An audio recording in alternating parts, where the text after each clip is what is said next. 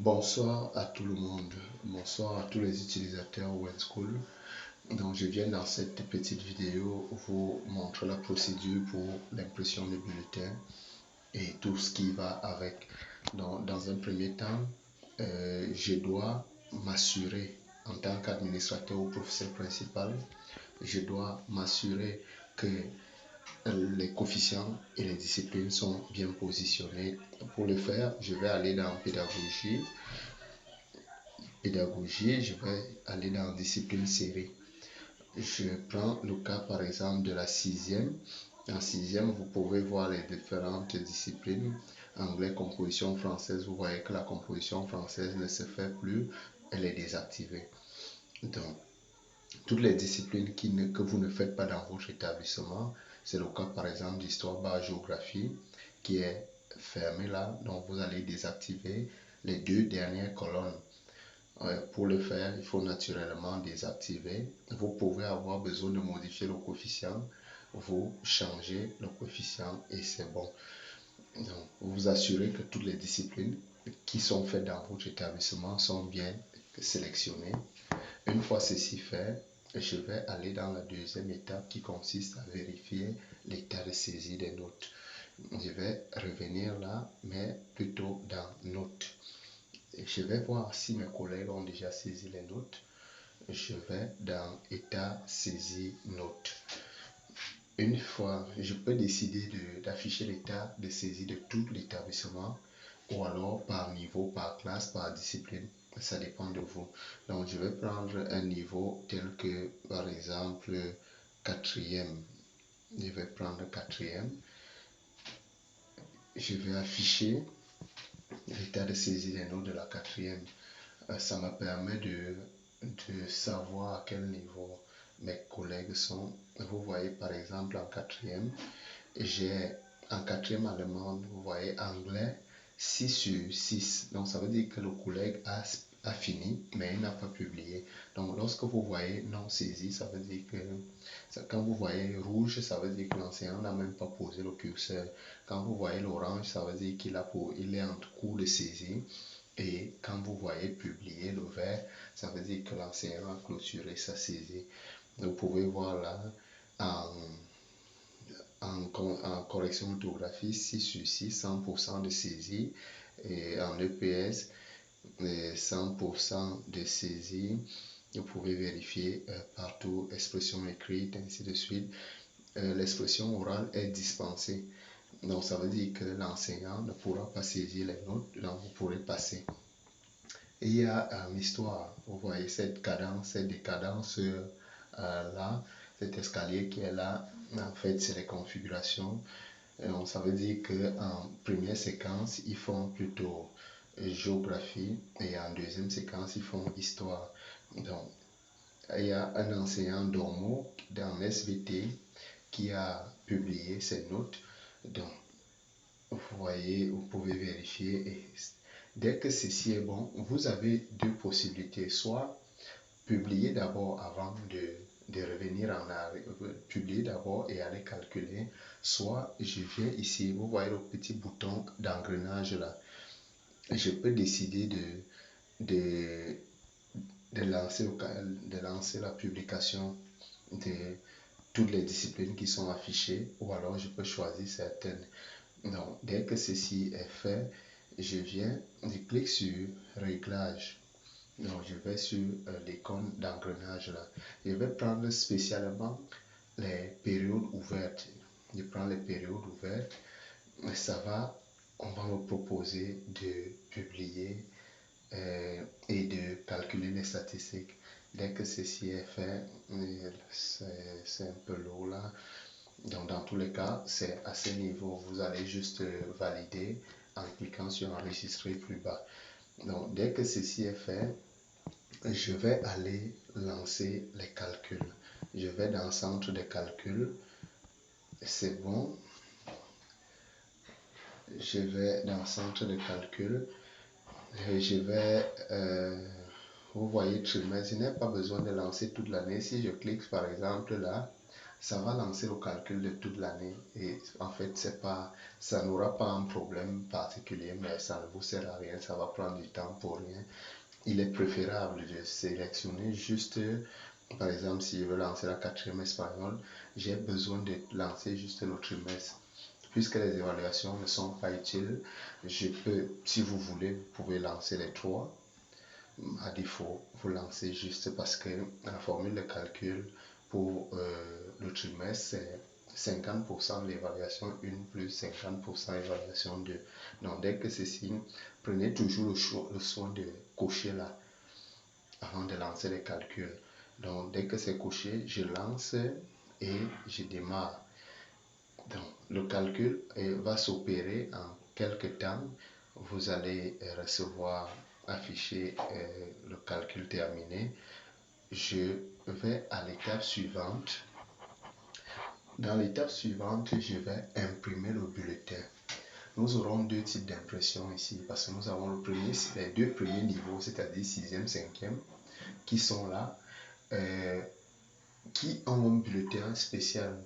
Donc, ça veut dire je vais imprimer les bulletins de 6e ou 5e ou Form 1 ou Form 2. Je ne vais pas les imprimer de la même manière que j'imprime les bulletins des classes de 4e à mon temps. Donc, qu'est-ce que je vais faire?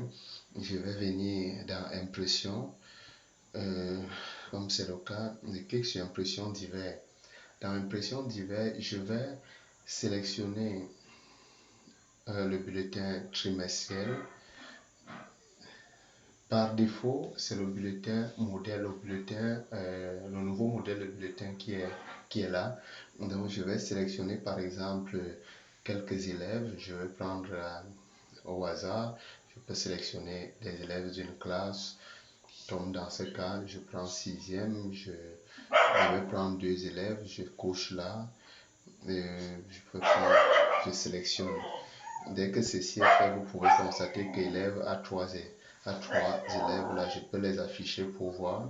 Je peux supprimer un élève, je peux supprimer un élève là. Il reste deux, je peux réduire. Je peux venir, je viens dans la période, je sélectionne trimestre 1. Dès que c'est fait, je peux lancer l'impression. L'impression, le bulletin va être généré. Une fois le bulletin généré, je pourrais les sauvegarder. Je clique sur Ouvrir. Ouvrir va lancer le téléchargement du bulletin. Vous voyez le bulletin en train de se télécharger. Et une fois, donc là, je vais recharger à nouveau parce que j'ai fait une petite erreur. Donc, dès que le bulletin sera téléchargé, je pourrai l'afficher ou le sauvegarder. Donc là, dans ce cas, le voici qui a été sauvegardé. Et je vais cliquer là. Et je vais sélectionner un navigateur. Je vais sélectionner un lecteur de PDF qui va le mieux. Vous voyez là, voici mon bulletin. C'est le CS de Bicala. Vous voyez excusez-moi, ça c'est un bug qui sera corrigé. Donc vous avez une seule compétence qui est positionnée à l'heure actuelle. Vous voyez la courbe qui est là. Bon, vous allez l'analyser comme vous pourrez. Il y a les commentaires sur le travail de l'enfant, sur les nouvelles notations. Bon, pour certains, vous pourrez activer ces graphes parce que les graphes prennent un peu de temps pour le chargement. Donc, en les désactivant, vous aurez le bulletin. Vous allez gagner un petit temps en impression. Et ne vous inquiétez pas, la page blanche du milieu, là, nous allons l'enlever. Donc, c'est fait. Ça, c'est l'un des modèles. À défaut, je vais être tenu d'aller dans impression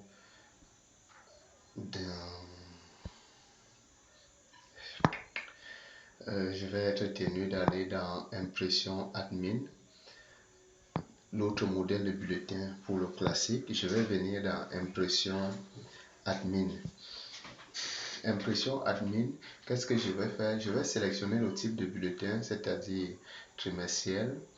Je vais sélectionner le modèle que je veux. Je vais prendre un modèle, par exemple le cas de... Je vais prendre le modèle par défaut là, bulletin trimestre niveau 1 et 2. Bon, je vais prendre celui-ci, je dis n'importe quoi. Je vais charger quelques élèves là. Je prends toujours 6e, je prends J, je viens là.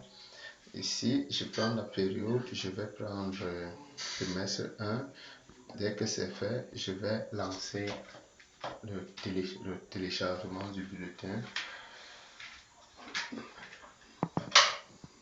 Donc, je clique sur ouvrir ou afficher. Donc, ça veut dire, je peux me résumer, j'ai deux méthodes me permettant d'imprimer le bulletin.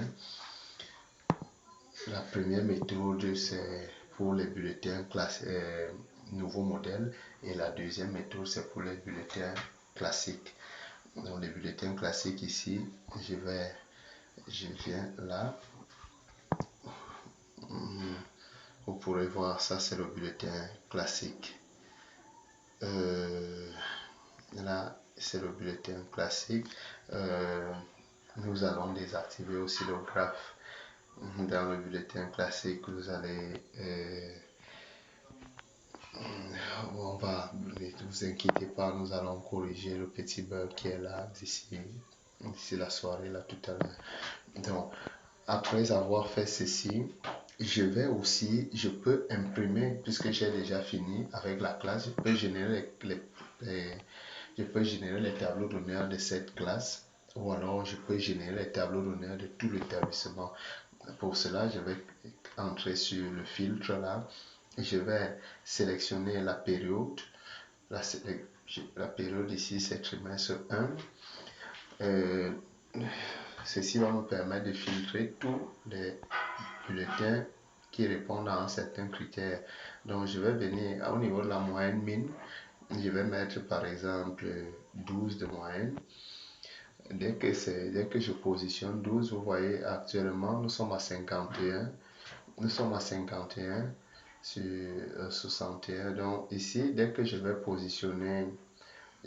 lancer la recherche, vous voyez que je passe de 51 à 8. Je peux réduire là. Maintenant, il est question d'imprimer, mais de générer mes tableaux d'honneur, je vais juste générer un seul. C'est-à-dire, je prends par exemple 2, je lance l'impression, tableau d'honneur. Une fois ceci, je vais ouvrir.